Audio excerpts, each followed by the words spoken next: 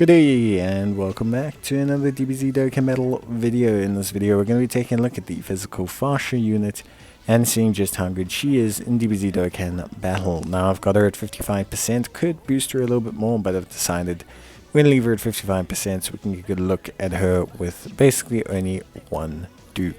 Well, no dupe, free dupe. So in terms of passive, she has attacking defense of 150%, she guards all attacks for 4 turns, which is pretty good. But then she has the ability to launch an additional attack that is a high chance of going to be a super attack from the 5th turn from the start of battle. Now the big thing is getting her to be beaten up. Essentially you want her to take 5 hits in total during this 4 turn period, so she can trigger both the full 150% bonus from being hit, as well as also the full 150% bonus from having guard activated, which remember she can only essentially have during those 4 turns unless you're facing an int enemy. So definitely something super important. Now because of that, she can get really beefy and get really crazy when she gets hit. In terms of links, she's got Team Bardock, she has Sharon Limit, she got Prepared for Battle, she got Saiyan Warrior Race and Saiyan Lineage, which is all pretty good, but she does not have Fierce Battle, she got Sharon Limit instead. In terms of best team for her, her passive fully triggers when she has 3 storied figured units on the team, or sorry, 3 Team Bardock units on the, I think it's 3 low class warriors on the team, sorry, and 3 PHY gals. So you don't need either, you can have all.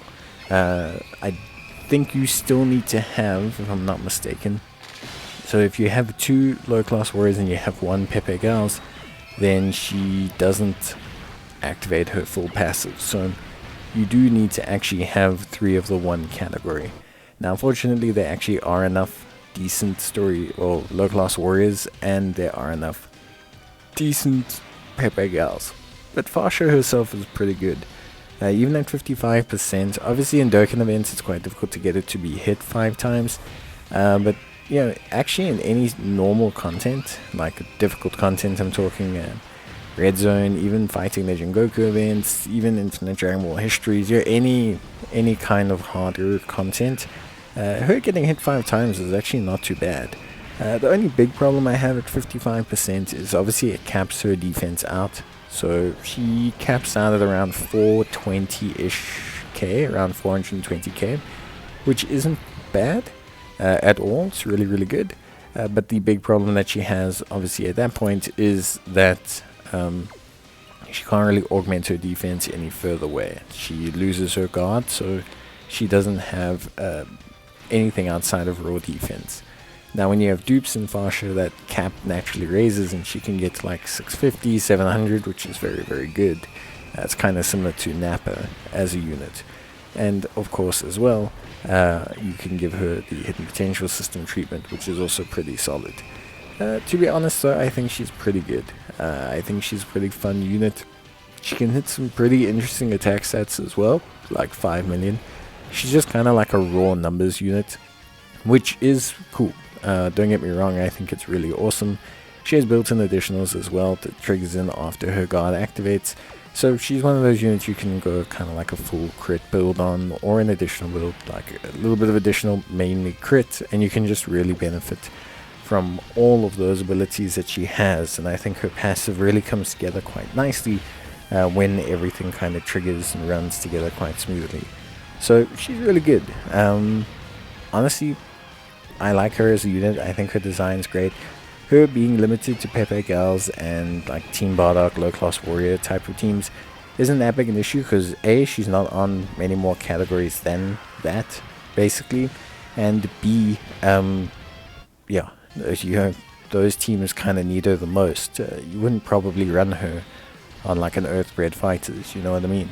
So I think overall she sits in a pretty solid position, and I actually kind of really like what she brings to the table. Her fully built up is a very impressive thing, and yeah, if you've got dupes in there, you can see some really surprising numbers out of her, which I think is really good. In terms of link priority, there's not too much. Obviously Battlefield Diva she has to cover on the PHY gals team, but yeah, her strongest links are, you know, Team Bardock, Saiyan Pride, those type of things. And yeah, obviously you want to prioritize them, but it's not like she has a Cold Judgment or something, or Big Bad Bosses where it's an absolutely mandatory link. overall her link set's probably on the decent side. Yeah, decently acceptable, so yeah, definitely alright there. But yeah, you can see her doing well. I mean, this is even just a glimpse in red zone because I had to, get some footage of her fully built up, and that was the easiest way to do it. And yeah, she tanks perfectly fine. Obviously, a bit of type advantage and everything, but for a 55% unit, that's pretty good. So Team Bardock, Sand Warrior Race, Sand Pride, Sand Lineage, Battlefield Diva, Prepared for Battle, Sharing the Limit. All pretty good links, lots of good key coverage between Battlefield Diva, Prepared for Battle, Sharing the Limit. Sand Lineage as well gives key. She's got more than enough avenues to obtain key from and give key to other units. And then of course Team Bardock's probably her biggest priority link, as when it's fully link leveled, it's her strongest link overall, giving her the most sizable attack and defense buffs. Comparative to other super units, you actually gain a fair chunk link leveling Team Bardock units. So by link leveling Team Bardock units, you actually gain quite a significant amount, because things like Sand Pride, Team Bardock, Prepared for Battle, and Sand Pride all give very, very big boosts in their stats, both offensively and defensively. So you probably get the most out of link leveling these units comparative to when you would normally link level units, which I think overall is pretty good stuff. Honestly speaking, pretty impressed with this team. And I think, Fasha is a pretty good unit. I like her a lot, and I think she does a good job at kind of giving a team what they need, and also being a good flexi pick herself. The only big thing is prioritizing her getting hit during the period where her guard is up, unless you're specifically facing a int type enemy. You need to prioritize her building those stacks early on, because at 55% she's a bit low. That's it for me. Bye.